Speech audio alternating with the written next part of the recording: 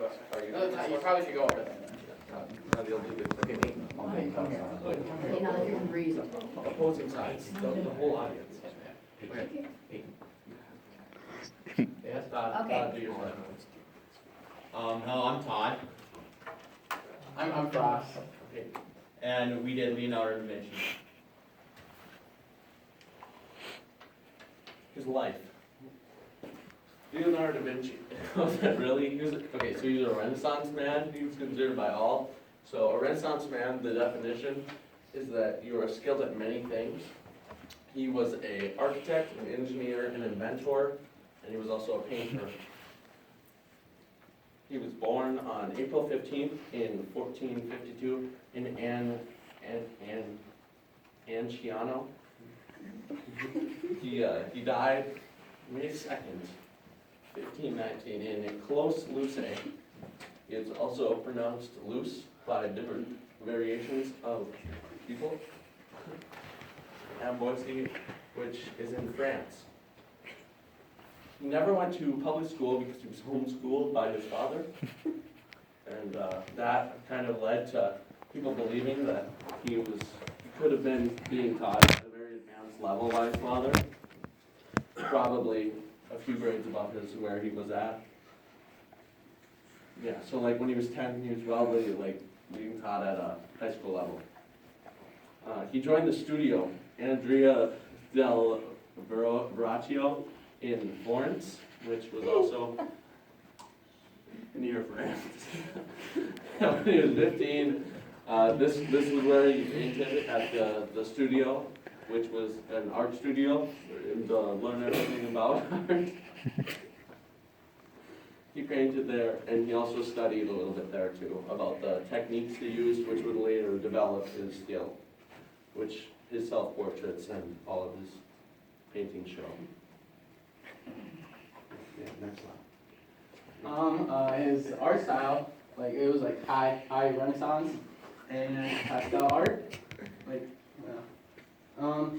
he was famous as a natural genius because he was considered a Renaissance man, like famous by people who wanted to be like him. And the definition of a Renaissance man is someone who is skilled at many things, which is historian, painter, architect, inventor. He was also knowledgeable in science. Is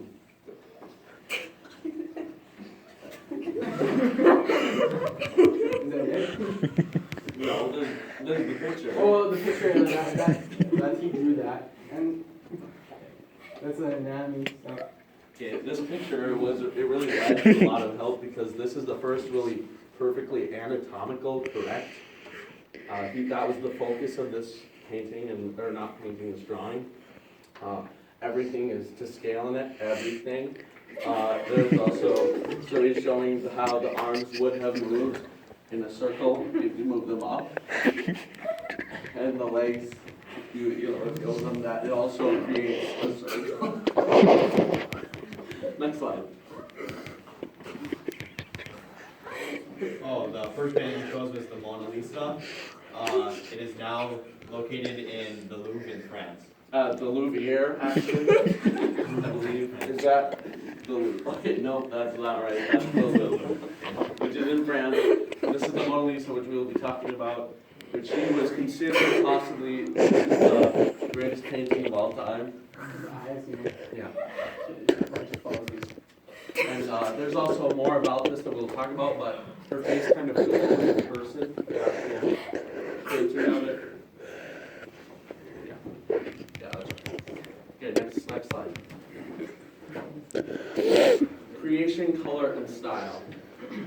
The Mona Lisa was very creative, it was colorful, and it was very stylish. See, it was created in 1503, which is why one reason it's so important, because it was really old, but it was really good. So the quality level of the time, it was ahead of its time, many would have said, and he was very skilled at getting it good. It's a really quality painting. Her hair and the luminescence of her skin was created by using layers of transparent color, with each layer being very simple. Gives the appearance of her face glowing, creating the painting's quality. By Pruitt, page 1 of the article. that was a critic's, one thing, a critic, it's not really like a legitimate critic.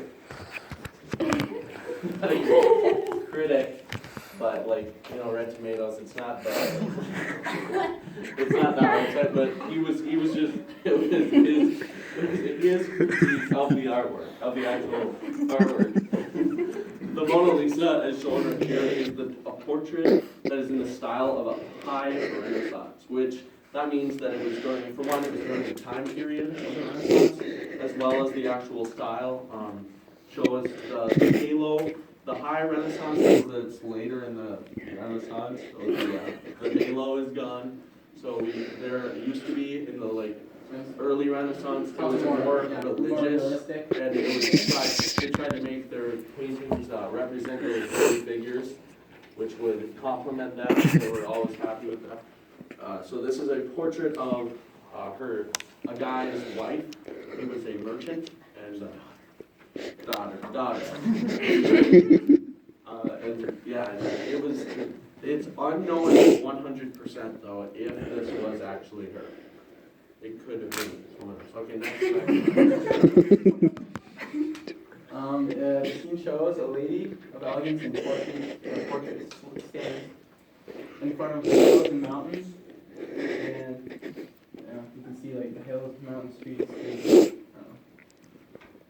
Yeah, and the painting is said to be of Lisa Gherardini. This is not 100%, but it's very, most people know it as that. And daughter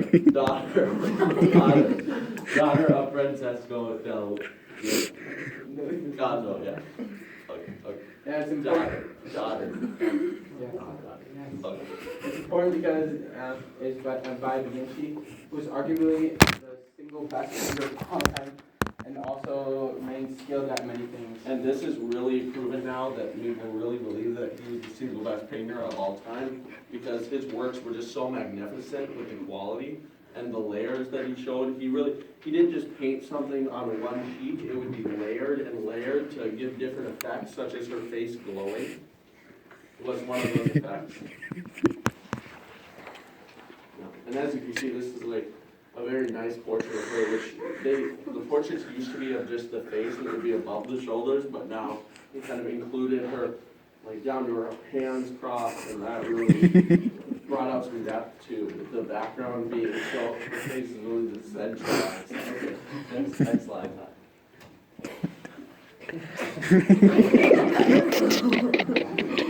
So this is what the critics say versus our personal opinion. Okay, so the critics believe it's undoubtedly the beautiful and possibly the single greatest piece of artwork in the history. Personally, we actually believe it is awful and hideous because it represents the Illuminati. And the Illuminati is actually a secret group of people that claim to possess special enlightenment or knowledge of something. Some people think it's more like a religion, but it's kind of like a cult. But okay, so here is why we believe that it represents the Illuminati. The Eye of Horus is the triangle that is the Illuminati, which is also on the dollar bill. Debating that our government is the Illuminati. But so right here we have two pieces to this triangle. We have right here we've got the base portion of it. The upper portion, which is shown right there by her elbows being crossed, it hits these two. And then the separation of how your neck goes thin, right here, and then her head is yes, and then her eye kind of her face is slightly tilted to tilt the eye, which represents there, creating the Illuminati. And now, while that's just funny, this is actually a strong belief by many thousands of people. And it is a potential that our government could be the source of the Illuminati, which this is saying that it could have dated back to as late a times as the High Renaissance. Todd, you can go to the next slide now. The Last Supper. So, The second thing we did was the Last Supper. Right now it's located on the end wall of the dining hall at the Monastery of Santa Maria delle Grazie in Milan, Italy. Yeah. Do you like It was created somewhere between 1495 and 1498, so 3 years around there. Jesus is illuminated and is given more lighter colors than others, and with a reddish orange, so he's like bigger than them, so that. Yeah.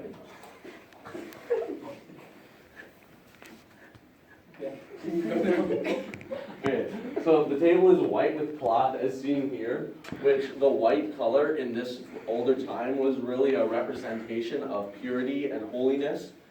So this is kind of, while this is a high Renaissance painting, it represents some aspects of the earlier Renaissance by showing strong, it's a religious painting. However, the style which it is, where everyone, Jesus isn't necessarily looking more holy than the others, except for the fact that he's right in the middle wearing red.